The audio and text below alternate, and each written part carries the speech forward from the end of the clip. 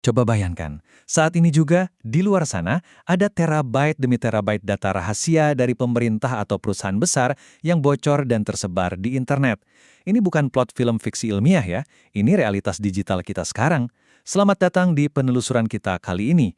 Berdasarkan buku Hacks, Leaks, and Revelations karya Mike Halley, kita bakal membedah tanpa memihak sisi politik manapun, gimana sih para jurnalis dan peneliti modern itu benar-benar mengurai lautan data yang bocor ini. Nah, pertanyaan intinya begini. Anggaplah Anda tiba-tiba dikirimi jutaan file rahasia. Pertanyaannya, apa gunanya segunung data itu kalau nggak ada satu orang pun yang bisa membacanya? Karena gini, kebocoran data di era modern itu bentuknya bukan dokumen rapi yang tinggal dibaca, tapi kekacauan digital murni. Data mentah yang terkunci, berantakan, dan pastinya bikin pusing. Disinilah seni analisis itu benar-benar dimulai. Coba kita ambil contoh, 270 GB. Ini adalah ukuran file dari kebocoran data kepolisian yang dikenal sebagai Blue Leaks di tahun 2020 lalu. Sebagai gambaran, ratusan gigabyte itu setara dengan puluhan juta halaman teks. Anda jelas nggak bisa kan membukanya dan membacanya satu-satu dari awal sampai akhir kayak baca novel?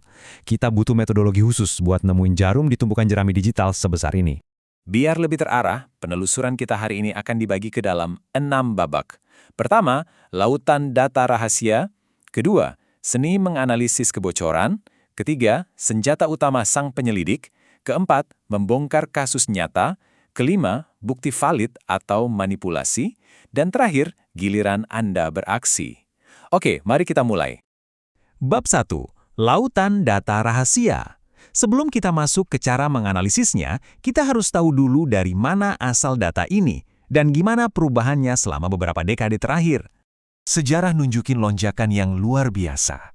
Tahun 1971, kita punya Pentagon Papers, di mana si pembocor harus secara fisik menyalin ribuan lembar kertas.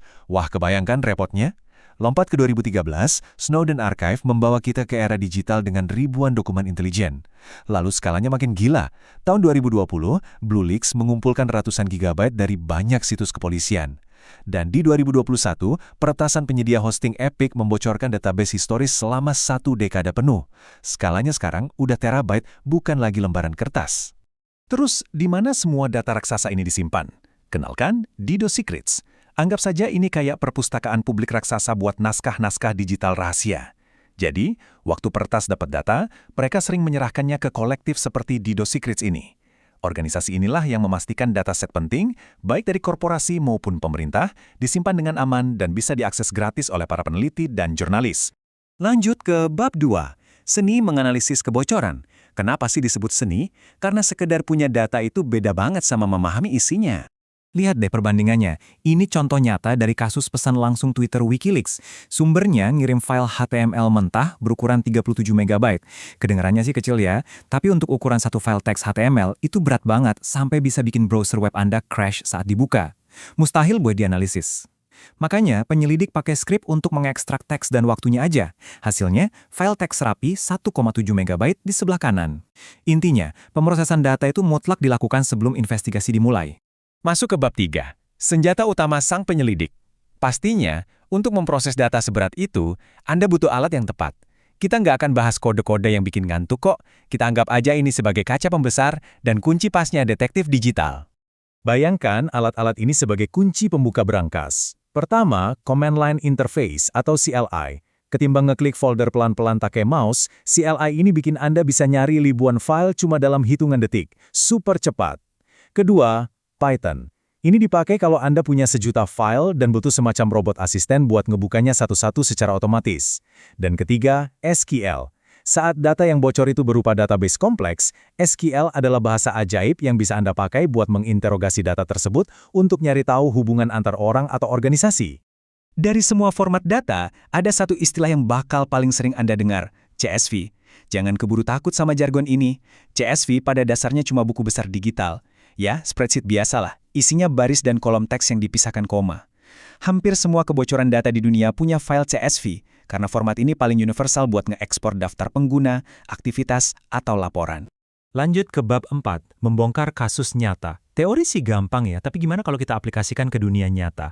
Mari kita lihat gimana alat-alat tadi dipakai untuk memecahkan kasus sebesar Blue Leaks. Waktu menginvestigasi data pusat intelijen polisi lokal, penyelidik nggak mungkin ngebaca datanya secara buta. Ada langkah logisnya. Pertama, mereka mengekstrak arsip 270 GB tadi. Jelas terlalu besar.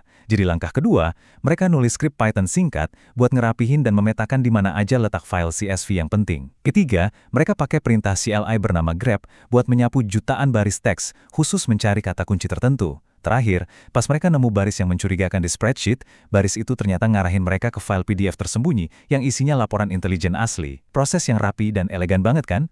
Terus, apa hasil dari proses elegan tadi?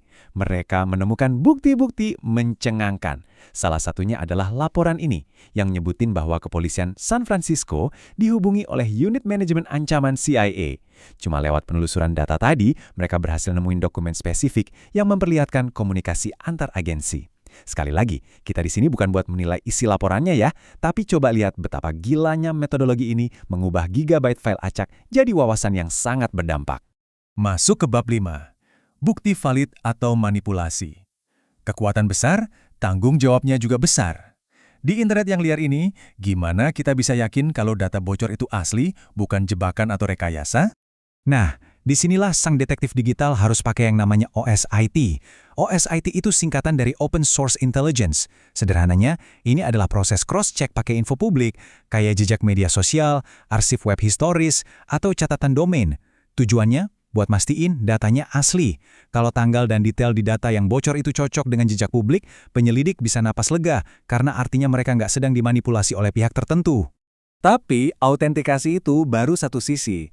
Ada aturan etika yang wajib ditaati buat menjaga keseimbangan antara transparansi dan keselamatan orang lain. Aturan pertama, wajib melindungi identitas sumber data. Kedua, verifikasi habis-habisan pakai OSINT tadi. Dan yang ketiga, ini nggak kalah penting, penyensoran. Mentang-mentang Anda nemu ratusan nomor HP warga biasa di data yang bocor, bukan berarti Anda boleh menyebarkannya. Mengaburkan informasi pribadi yang nggak relevan dengan kepentingan publik adalah harga mati. Dan ini membawa kita pada peringatan keras yang harus selalu diingat. Anda nggak bisa percaya gitu aja sama semua yang ada di internet, termasuk dokumen menarik yang dikirim orang anonim. Dokumennya bisa aja asli, tapi disajikan di luar konteks, atau diam-diam disisipi info palsu. Jadi punya mindset yang selalu skeptis dan kritis itu adalah tameng utama Anda. Kita sampai di babak terakhir. Bab 6, giliran Anda beraksi. Kita udah bahas sejarah, alat, contoh nyata, dan etikanya. Sekarang, gimana dengan Anda? Pesan paling penting dari buku Michael Lee ini sebetulnya bukan tentang betapa jagonya peretas atau betapa rahasianya sebuah dokumen pemerintah. Pesan utamanya adalah Anda pun bisa melakukan ini. Analisis data itu bukan ilmu gaib kok, melainkan keterampilan logis yang bisa dipelajari. Asal Anda punya laptop, internet, dan rasa ingin tahu yang tinggi, Anda bisa mengunduh semua alat tadi secara gratis, belajar sedikit Python, dan mulai mengeksplorasi sendiri. Jadi, sebagai penutup, saya mau ninggalin satu pertanyaan buat Anda. Kebenaran tersembunyi apa yang bakal Anda temukan di luasnya lautan data ini? Di luar sana, ada terabyte informasi yang nunggu buat dianalisis dan dibongkar. Semoga penelusuran kita kali ini sukses ngebangunin insting detektif digital di dalam diri Anda. Terima kasih banyak udah menyimak, teruslah penasaran, dan sampai jumpa di eksplorasi data kita selanjutnya.